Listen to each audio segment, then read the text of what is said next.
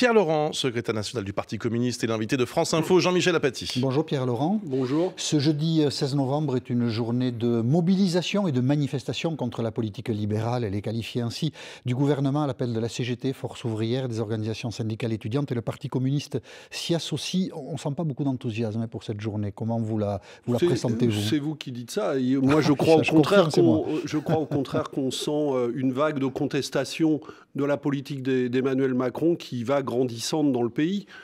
C'est vrai avec les mobilisations syndicales contre les ordonnances et d'autres mesures de déréglementation sociale, de perte d'emploi dans les services publics, mais on le voit aussi très fortement avec la mobilisation des maires, des collectivités locales contre les mesures d'austérité, de suppression des emplois aidés. On l'a vu... Il vous semble qu'il y a un climat vraiment comme ça, très revendicatif? Oui, parce que je pense que les gens... Vous n'exagérez pas un petit peu? Non, je crois que les gens ont compris une chose, oui.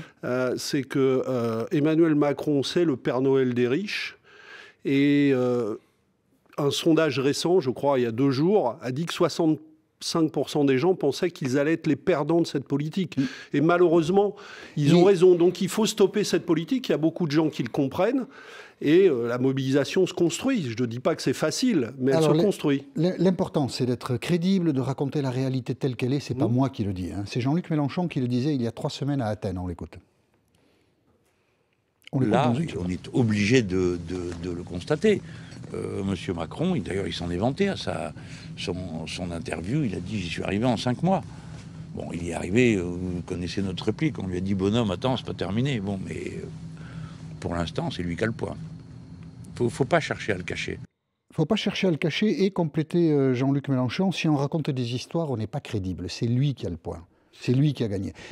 Moi, je ne vois pas les choses comme ça. Emmanuel Macron a été élu il y a 6 mois. Et 6 mois après, je le répète, moi, ce qui me frappe au contraire, c'est la diversité des contestations de sa politique. Des gens s'alertent dans tous les domaines sur ce qui est en train de se passer. On l'a vu encore hier aussi, pour citer un autre exemple, avec les révélations qui sont faites sur le budget de la culture et de l'audiovisuel public, ça devrait vous intéresser, qui annonce des mesures d'austérité très graves. Donc je pense que la prise de conscience de ça grandit dans le pays. Vous diriez que c'est la contestation qui a le point, pour reprendre la métaphore sportive? Mais bien sûr, la contestation a le point, puisque regardez les enquêtes d'opinion sur à peu près tous les sujets essentiels, Emmanuel Macron est en difficulté dans l'opinion. Il y a une différence entre le mécontentement, vous avez raison de citer cette étude, en effet, et la contestation. C'est pas la même chose. Effectivement, il faut donner des perspectives à cette contestation.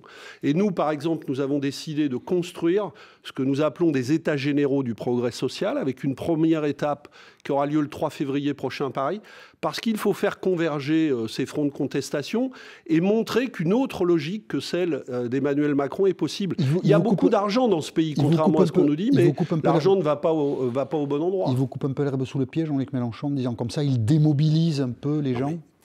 Tout ne se passe pas autour de telle ou telle déclaration de tel ou tel dirigeant, y compris Jean-Luc Mélenchon. Je ne dis pas que tout se passe là. Vous dites il faut y aller. Et lui, quand il fait ça, est-ce qu'il handicape votre mot d'ordre? C'est ça ma question. Je pense que quand on est en train de construire une mobilisation, il vaut mieux pas envoyer des messages de démobilisation, évidemment. Je voulais parler de Jean-Luc Mélenchon parce qu'on sent bien qu'il y a des différences de plus en plus nettes entre vous. Et on en a repéré une qui nous a quand même interrogés. Elle concerne l'Europe. Traditionnellement, l'extrême droite et la droite extrême ont sur l'Europe, ou contre l'Europe plutôt, un argument définitif: l'Europe nous coûte cher. C'est ce que disent Nicolas Dupont-Aignan, qu'on va entendre, puis après Marine Le Pen. On arrête d'alimenter par notre argent 7 milliards d'euros, le coût de l'Union européenne pour les Français. Oui. On arrête d'alimenter un monstre bureaucratique qui nous punit, qui nous détruit de l'intérieur. Nous perdons 9 milliards d'euros par an avec l'Union européenne. Avec ces 9 milliards d'euros par an, permettez-moi de vous dire que l'on peut, encore une fois, sauver beaucoup de choses. Et il y a quelques jours, Jean-Luc Mélenchon a employé exactement le même argument, c'était sur sa chaîne YouTube. Alors donc, on est en déficit excessif, mais on fait cadeau de 6 milliards. Mme Thatcher, elle avait dit moi je suis trop pauvre pour payer, I want my money back. Rendez-moi mon fric. Traduit en français. Bon, donc on pourrait dire, nous les Français, I want my money back. rendez-nous les 6 milliards qu'on vous donne, parce que bon, dès qu'on sera à nouveau très riche, on vous redonnera des sous. La référence à Margaret Thatcher a visiblement choqué à gauche. Qu'est-ce que vous en pensez, vous, de Moi, cette je crois que le problème Mélenchon de l'Europe n'est pas celui-là. Le problème de l'Europe n'est pas l'existence d'un budget européen. Le problème de l'Europe, c'est que l'Europe organise le dumping social entre les différents peuples et les tire vers le bas les uns après les autres, alors qu'il faudrait au contraire organiser la convergence sociale vers le haut. Cet argument, l'Europe Moi, nous coûte cher à nous, Français. Non, mais je le répète, ça n'est pas ça le problème de l'Europe. Le problème, c'est que l'Europe sert des politiques de déréglementation sociale, de casse des services publics, de dumping social, qui tirent tout le monde vers le bas. Moi, je crois qu'il faut construire de la solidarité en Europe. Mais donc je ne tourne pas le dos à l'idée d'un projet européen. Et je viens de réunir avec beaucoup de mes amis à Marseille un forum européen avec plus de 100 organisations européennes pour justement construire ces convergences sociales. On parlait tout à l'heure des ordonnances Macron. Il y a des réformes du même type dans toute l'Europe et ça tire tous les salaires et l'emploi vers le bas. C'est contre ça qu'il faut se dresser. Alors Marseille, c'était le parti de la gauche, parti de la gauche, le parti de la gauche européenne, aussi des écologistes, des forces socialistes venant par exemple du parti de Jeremy Corbyn, des gens qui convergent ensemble maintenant pour s'opposer à cette Europe de la déréglementation sociale. Il manquait des gens à l'appel. Tout le monde n'était pas là. Oui, mais vous savez, là aussi, voilà, il faut construire. Donc, c'est pas facile, mais on progresse. Il y a une dérive nationale de Jean-Luc Mélenchon, d'après vous ? Moi, je ne dirais pas les choses comme ça. Nous avons un diagnostic commun sur la critique de l'Union européenne et la dérive libérale qui a fait tant de mal à toute l'Europe et provoqué d'ailleurs dans beaucoup de pays européens le rejet de la construction européenne actuelle. La question, c'est la conclusion qu'on en tire. Moi, je pense qu'il faut opposer à ça un projet européen solidaire. Et là-dessus, effectivement, nous avons un débat avec Jean-Luc Mélenchon. Vous restez avec nous, 8h40, l'essentiel de l'info, Lauriane Delanoë. Attendez-vous à des perturbations aujourd'hui dans les transports des grandes villes. Manifestation contre la réforme du Code du travail. Force ouvrière signe le préavis de grève, mais pas d'union des chefs. Jean-Claude Mailly, le secrétaire général de FO, sera ce matin à Marseille quand Philippe Martinez de la CGT défilera à Paris cet après-midi. Autre rassemblement en fin de matinée devant le palais de justice de Versailles. Des personnalités politiques de gauche vont soutenir 9 salariés de l'usine PSA Peugeot de Poissy dans les Yvelines. Ils sont jugés pour la séquestration d'un agent de maîtrise en février dernier. L'INSEE publie ses chiffres trimestriels du chômage. Le taux augmente de 0,2 points cet été. Il s'établit à 9,4% en France métropolitaine. Mauvais air en Ile-de-France aujourd'hui. Épisode de pollution aux particules fines. Le stationnement résidentiel est donc gratuit dans Paris. Tous les grands prix littéraires pour des hommes cette année, sauf le Goncourt des lycéens. Il sera remis cet après-midi. 4 femmes en lice. Alice Zéniter, Véronique Olmy, Monica Sabolo et Brigitte Giraud. France Info. Pierre Laurent, secrétaire national du Parti communiste et l'invité de France Info, Jean-Michel Apathy. Nicolas Hulot a fait l'événement la semaine dernière en repoussant d'au moins 10 ans, peut-être davantage, on ne sait pas, la réduction du nucléaire dans la production d'électricité. On écoute le ministre de la Transition écologique. Effectivement, nous pourrions atteindre cet objectif en 2025, mais au détriment de quoi ? Au détriment de tous nos autres objectifs, de réduction d'émissions de gaz à effet de serre, de fermeture des centrales à charbon, de ne pas réouvrir des centrales thermiques. Parce que jusqu'à présent, on a posé des objectifs, mais on ne s'est pas trop soucié de savoir s'ils étaient réalisables. Le Parti communiste a toujours défendu l'énergie nucléaire, a toujours été aussi un défenseur d'EDF. Vous êtes satisfait, content de la décision de Nicolas Hulot ? On nous caricature souvent. Nous sommes pour un mix énergétique dans lequel il y a du nucléaire, mais dans lequel il faut faire monter en puissance les énergies renouvelables. C'est ça la politique du Parti communiste français. Mais effectivement, nous disions, quand il y a eu la loi de transition énergétique, que si on fixait cet objectif de réduction très rapide de la part du nucléaire, on allait être obligé d'avoir recours à des énergies fossiles qui allaient polluer davantage. Et comme les alertes des experts du GIEC sur le réchauffement climatique se font de plus en plus pressantes, ça ne nous paraît pas raisonnable. Donc il faut construire une transition énergétique, mais sur un temps beaucoup plus long. Et ça nous paraît réaliste et visiblement, Nicolas Hulot partage aujourd'hui notre diagnostic sur ce point. Les problèmes d'EDF, ça vous inquiète? Un endettement important, le cours de bourse qui chute, les syndicats en comité d'entreprise. Pourquoi ? Parce qu'on a déstabilisé le secteur énergétique. Ouais. On a organisé la concurrence. Au lieu d'utiliser les entreprises publiques qui gérait ce secteur pour conduire une transition écologique et énergétique cohérente, on a préféré jouer la concurrence, déréglementer les marchés. 15% et les entreprises publiques sont déstabilisées, mais ça va conduire à des catastrophes si on laisse faire ça. Et c'est pas seulement dans le domaine énergétique. On est en train de mettre en danger l'avenir d'Alstom.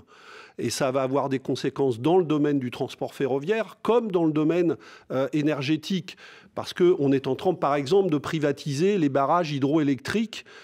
Et tout ça a des conséquences très importantes. Donc il y a un déni du besoin de grandes politiques industrielles publiques. L'électricité peut coûter jusqu'à 15% moins cher pour ceux qui peuvent choisir un autre opérateur d'électricité. Donc c'est bon pour le pouvoir d'achat. Non, mais ce type de concurrence qui oublie de dire que la distribution de l'électricité, ça se paye. Il ne suffit pas de la produire, il faut la distribuer, il faut l'acheminer chez tout le monde. Et pour ça, si on ne fait pas de la péréquation, eh bien, c'est la concurrence qui tire tout le monde vers le bas et qui, à un moment donné, fait exploser le système de services publics. Et là, les usagers le paieront cher. Et c'est le droit à l'énergie qui sera mis en cause. Un autre débat a surgi durant ces derniers jours, après avoir été caricaturé à la une de Charlie Hebdo. Edoui Plenel, le directeur de Mediapart, a accusé l'hebdomadaire de s'associer à une campagne générale de guerre contre les musulmans. Et cette phrase d'Edoui Plenel, qui accuse Charlie Hebdo, a été prononcée sur France Info la semaine dernière, et je vous propose de l'écouter. La une de Charlie Hebdo fait partie d'une campagne plus générale que l'actuelle direction de Charlie Hebdo épouse. Monsieur Valls et d'autres trouvent n'importe quel prétexte pour en revenir à leur obsession, la guerre aux musulmans, la diabolisation de tout ce qui concerne l'islam et les musulmans. La guerre aux musulmans, Manuel Valls lui a répondu hier matin sur BFM. Oui, c'est un appel au meurtre. Oui, c'est très grave. Il ne peut pas y avoir la moindre complicité, la moindre complaisance vis-à-vis de ces terroristes et de cette idéologie de mort. Je veux qu'il recule, je veux qu'il rende gorge, je veux qu'il soit écarté du débat public. De quel côté vous trouvez ce matin? Non, moi je suis très triste de l'hystérie un peu de cette polémique entre Charlie Hebdo et Mediapart. Deux rédactions dans lesquelles j'ai des amis. Et je dis halte au feu, parce qu'on voit bien avec les propos de Manuel Valls que certains se jettent là-dessus pour hystériser le débat et tenir des propos en qualifiant à tort et à travers tout le monde d'islamo-gauchiste ou l'inverse.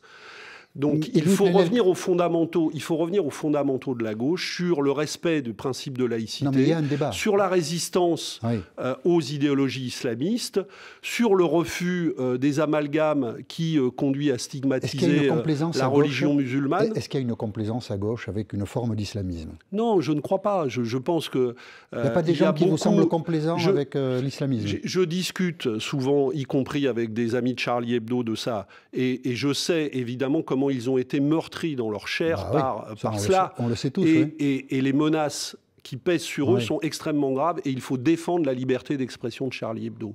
Mais arrêtons de traiter d'islamo-gauchiste n'importe qui à tort et à travers. Ça n'a pas de sens. Surtout dans le camp de la gauche qui doit se rassembler pour la défense d'une laïcité. Quand Edoui Plenel explique que Charlie Hebdo rejoint le camp de ceux qui ont déclaré la guerre aux musulmans, est-ce que Edoui Plenel a raison de le dire? Non, je répète, je pense qu'il y a eu une escalade de la polémique ces dernières semaines dans laquelle je ne me reconnais pas. Et je pense qu'il y a des femmes et des hommes raisonnables qui devraient plutôt discuter pour construire un camp de la gauche défendant la laïcité, mais résistant aussi aux amalgames et vous se dites battant quand c'est feu, nécessaire contre l'idéologie islamiste. Vous dites halte au feu, mais on ne comprend pas très bien s'il y en a un plus responsable que l'autre. Du feu. Parce que je ne prendrai pas parti de cette manière. Parce que je ne veux pas participer. Si on reste sur les idées. Je ne veux pas participer à cette oublions escalade. Les hommes. Si on reste sur les idées. Moi, je dis, il y a une guerre aux musulmans en France. Est-ce qu'il y a une guerre aux musulmans? Il y a des gens qui mènent une guerre aux musulmans. Oui, il suffit d'écouter des propos, les propos du Front National, d'une partie des dirigeants de la droite. Oui, il y a des gens qui hystérisent le discours contre les musulmans et pas contre les islamistes, qui se servent de ça pour stigmatiser les musulmans. Est-ce que Charlie, involontairement, alimente cette guerre ? Non, je pense que la une qui a été... elle vous a choqué, cette une? Elle vous a posé un problème? c'est une une de Charlie Hebdo. Oui. Toutes les unes de Charlie Hebdo sont par choquer. définition impertinentes et provocatrices. Sinon, ça n'est plus Charlie Hebdo. On peut ne pas aimer ce type de une, mais elles font partie de l'ADN de Charlie. Est-ce qu'il y a une complaisance à gauche vis-à-vis de l'islamisme? Cette phrase de Daniel Obono, député France Insoumise de Paris, suggère à certains que oui. On écoute Daniel Obono. Est-ce que cet homme-là, qui refuse de conduire un bus après qu'une femme l'ait conduit, ça n'est pas un signe de radicalisation? Qu'est-ce que ça veut dire de radicalisation? C'est ce que je vous pose comme question. Il y a des comportements sexistes. Voilà. Refuser de faire une chose parce qu'une femme l'a fait, c'est sexiste. Voilà. Mais ça n'a rien à voir avec la religion pour vous? Ben, on peut être sexiste et religieux ou pas croyant. Enfin, qu'est-ce que ça a à voir avec la religion? Voilà, pour beaucoup, cette déclaration est un peu le symbole d'une complaisance vis-à-vis de l'islamisme. Quand un chauffeur de bus, un homme, refuse de succéder au volant de ce bus à une femme, elle dit c'est du sexisme et beaucoup y voient au contraire de l'intégrisme religieux. Est-ce qu'il y a de la complaisance ou pas? Je crois qu'en l'occurrence, c'est les deux. Et moi, je ne partage pas la déclaration de Daniel Obono sur ce point. Je pense qu'il faut être très net et refuser avec beaucoup de vigueur ce type de comportements qui sont inacceptables dans la République française. Donc il y a bien une complaisance à gauche avec ces comportements-là, ces comportements radicaux. Immédiatement, à partir d'une égale, vous généralisez, il y a une complaisance à gauche. Non, il y a à gauche des forces qui sont justement les forces qui défendent la laïcité. Et la laïcité, c'est le respect des convictions religieuses, mais dans la conduite, dans l'égalité, et singulièrement l'égalité des femmes et des hommes. Donc des comportements qui visent à relativiser l'importance de l'égalité entre les femmes et les hommes sont inacceptables au regard des principes de laïcité. Vous restez avec nous, Pierre Laurent, il est 8h50. Voici l'essentiel de l'info. Lauriane Delanoë. Plus d'1 millier de logements et une centaine d'écoles endommagées par un séisme en Corée du Sud ce matin. La secousse d'une magnitude de 5,4 sur l'échelle de Richter a fait une soixantaine de blessés. La France tente la médiation dans la crise au Liban. Le ministre des Affaires étrangères Jean-Yves Le Drian rencontre Saad Hariri aujourd'hui à Riyad en Arabie Saoudite. Le Premier ministre libanais démissionnaire est invité à Paris dans les prochains jours.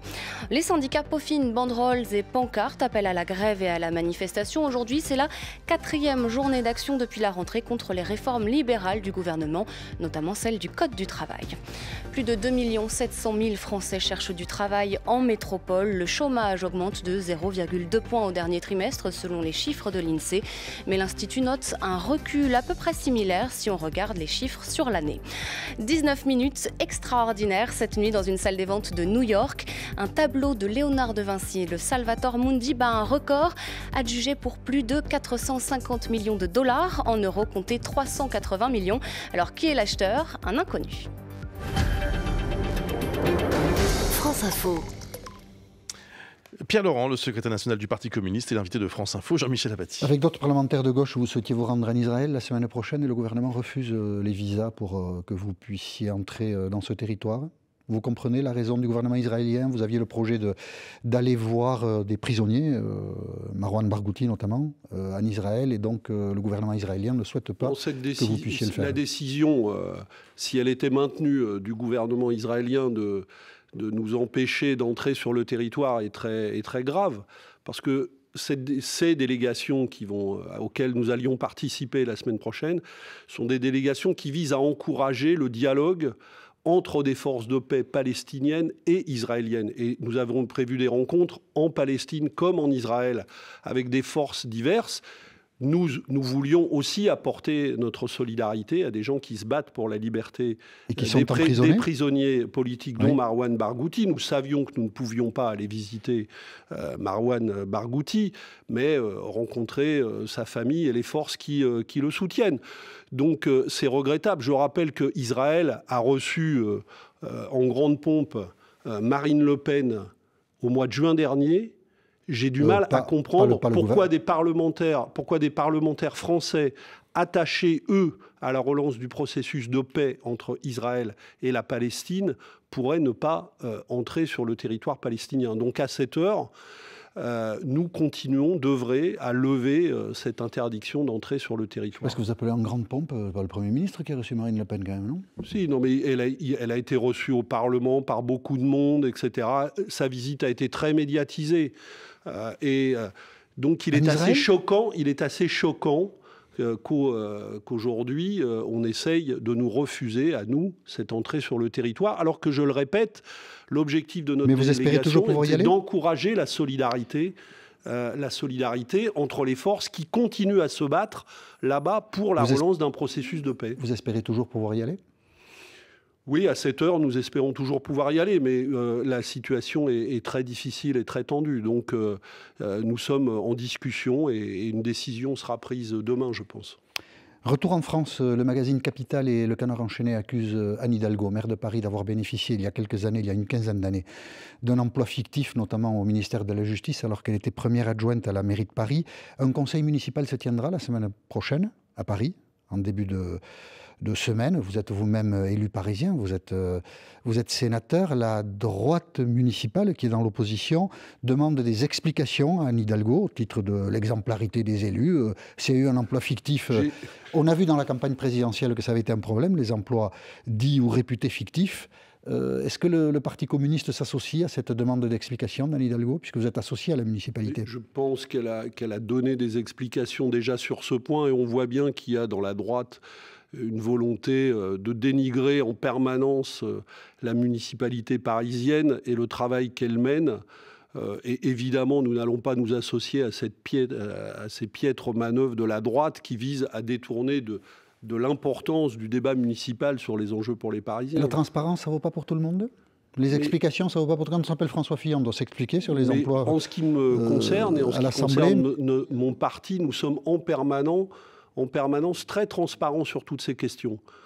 J'ai rempli personnellement, comme tous les sénateurs, il y a quelques semaines, ma déclaration de patrimoine.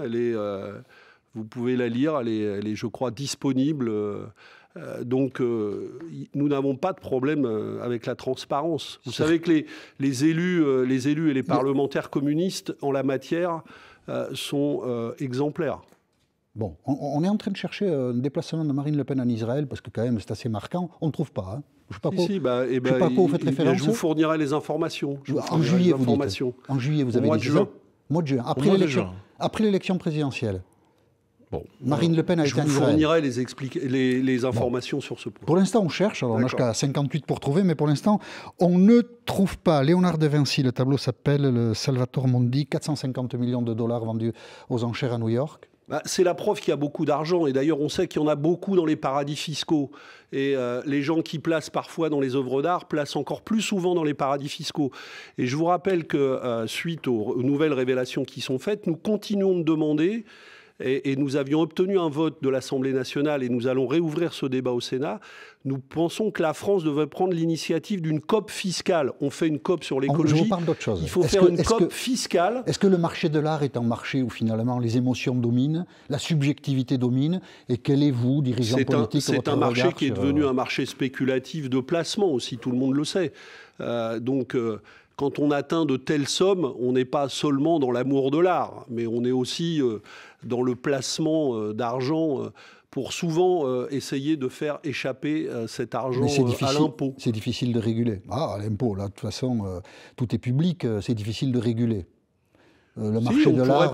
On pourrait par exemple donner aux grands musées nationaux des moyens plus importants pour acheter à des prix raisonnables sur le marché de l'art. On n'est pas obligé là non plus de laisser la dérégulation et la folie financière l'emporter en toutes circonstances. Juste au sujet de Marine, encore une fois, pas de volonté particulière de ne pas vous croire, mais il se trouve qu'en recherchant à nouveau pendant toutes les dernières minutes, absolument aucune trace d'une visite de Marine Le Pen en Israël. Moi aussi, je vérifierai mes informations et on en reparlera. Voilà, on reparlera de ça. C'est assez spectaculaire. Puis, comme vous dites, reçu en grande pompe, on se demande. C'est assez spectaculaire, Marine Le Pen en Israël. On aurait quand même vu passer. On aurait été un petit peu au courant, et il se trouve que là, vraiment, en faisant des recherches rapides de quelques minutes, absolument aucune trace, si ce n'est éventuellement un déplacement de Nicolas Bay, qui est un des cadres du FN, au mois de janvier. Voilà. Je dis ça pour les auditeurs, pour tous ceux qui nous écoutent, qui ont peut-être été interpellés par ce que vous disiez à l'instant. Il nous reste 30 secondes, mais il y a 100 ans exactement, Lénine prenait le pouvoir en Russie. Personne n'a célébré cet événement historique, même pas vous. Et pourtant, vous êtes issu de cette histoire. Eh bien, vous êtes mal informé, parce que nous avons tenu un mois de débat, d'initiative pour réévaluer cette histoire. C'était discret quand même. Et le 4 novembre, j'ai conclu ce mois de débat qui s'est tenu à l'espace Niemeyer à Paris, dans notre siège, par un discours que j'ai prononcé et qui est disponible sur le site du Parti communiste. Vous pouvez aller le lire et en faire part à vos auditeurs.